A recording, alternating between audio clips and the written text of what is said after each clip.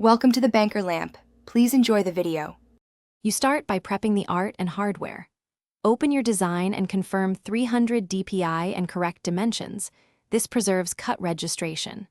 Once done, send the file to your inkjet printer at 100% scale and disable autofit so crop marks remain accurate. Make sure Print Then Cut is set in Cricut design space so the software adds registration marks. Also use printable sticker paper or matte photo paper for best cuts. Avoid thick cardstock that jams the scanning. Next, load and configure the machine. Position the printed sheet on the light grip matte top left. Press and smooth so the scanner reads registration boxes clearly.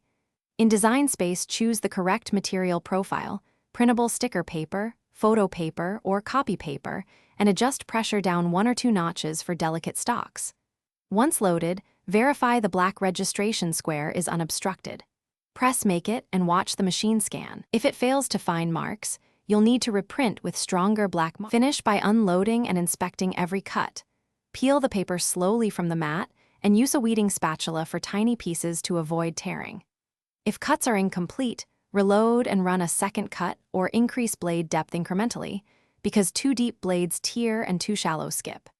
If the machine can't read registration marks, reprint at 100% with bolder black boxes and ensure the mat is flat and well lit. One key troubleshooting tip: always test on a scrap print before the final run.